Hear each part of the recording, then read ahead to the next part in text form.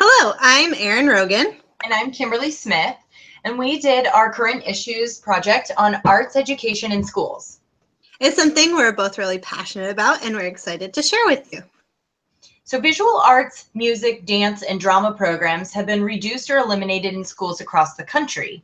So Erin and I were interested in finding out if why is art education so important in schools and what is happening to the programs. Academically, arts programs have been linked to help with math, critical thinking, and English. When reading music and playing music, it's linked to higher math scores. Analyzing art uses critical thinking, and reading or writing a script in theater helps with English. Art can also help in social studies and history as well. And when music is learned under the age of 7, it provides stronger connection in your brain and helps you plan and carry out movement, so your motor skills. On top of that, a national study using a federal database of over 25,000 middle and high school students found that students with high arts involvement perform better on standardized achievement tests than students with low arts involvement. Moreover, students that are more involved in arts also watched fewer hours of TV, participated more in the community, and reported less boredom in school. These might also be considered psychological and emotional benefits, as well as sociological. So connectedness, or to unify as a group for an individual to feel like they fit in, and then the connectedness to school and to peers has been linked to helping kids continue on with their education. Working at something or practicing it gives a sense of pride in accomplishing it. It also helps create confidence. To have a vision and then to find a solution or a way of expressing it or to bring something to life helps with also helps with confidence, and it also helps with the idea of cause and effect and understanding that. When you try something new, what will be the outcome? And learning that different strategies affect the outcome differently. Thinking outside of the box and creativity also helps with problem solving. And then individuality and personal expression, like connectedness, is also very important for a student to feel unique. Teamwork is very helpful and is a benefit that comes with art education, as well as motivation and concentration. When asked, most parents consider that arts are more important than standardized testing in their kids' education.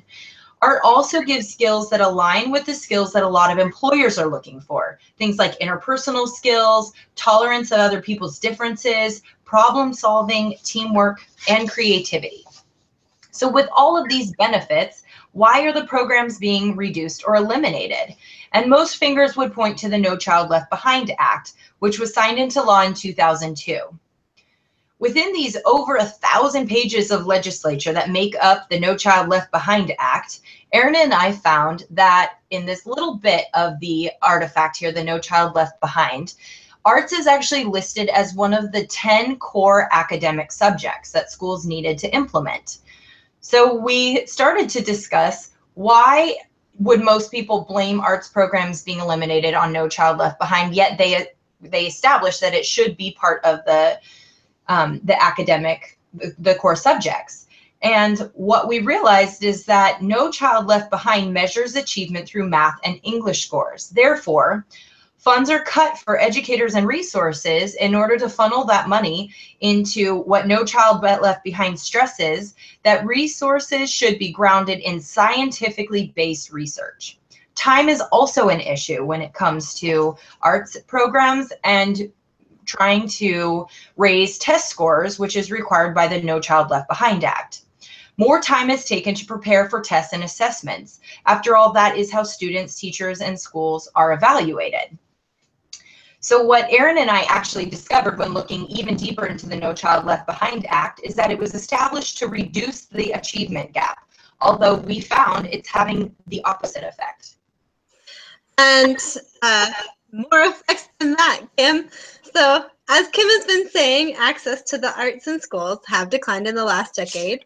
And with the disappearance of art programs, we are starting to see the effects not only academically and socially in the areas that Kim was discussing, but also in the loss of jobs for our educators. So many arts positions, just like many art programs, have been diminished to part-time or even cut completely. And if there are full-time positions left, those arts teachers usually spend time at a number of different schools with multiple classes of students at a time, and they're spending less time with these students. So in essence, the program is less effective for the students receiving it and more stressful on the teacher as well, trying to get from school to school and having such a large case load.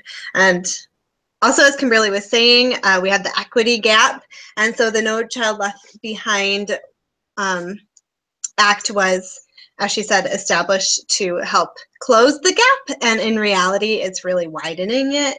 The loss of art programs, we really see this effect on students in high poverty areas as compared with students who attend more affluent districts. And this is mainly because economically disadvantaged students are not receiving the same access to diverse learning experiences as their more affluent counterparts.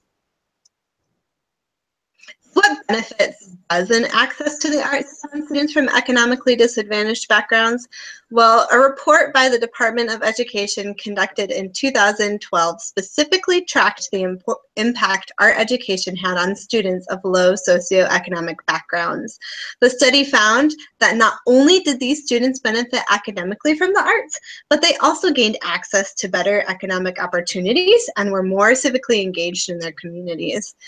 We looked at an additional study during the same time period, 2012, conducted by the National Endowment for the Arts, and this study found that students of low socioeconomic status who were exposed to the arts were more likely to complete high school, attend and finish college, and they were more likely to register to vote.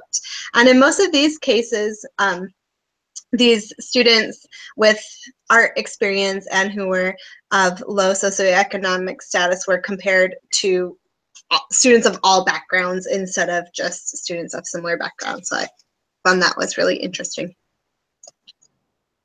So what? What it comes down to is people are noticing these effects and they're not ignoring them. There are a number of things being done to help fill the void left by the lack of arts programming in school.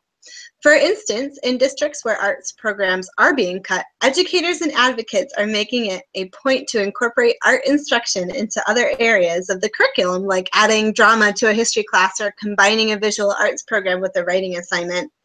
Teachers have even been innovative enough to add a lesson in choreography when dealing with geometry and math.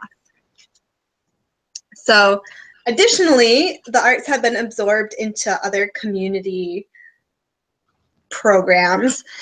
For example, the PTA may raise funds for an arts-rich presentation or program at a school, or community members may volunteer to teach an art lesson in classrooms. I know Kim and I talked about this. We both have art docents at our schools that come in maybe once a month and teach a classroom an art lesson. Libraries and other local businesses also may offer art camps or classes that students can attend after school.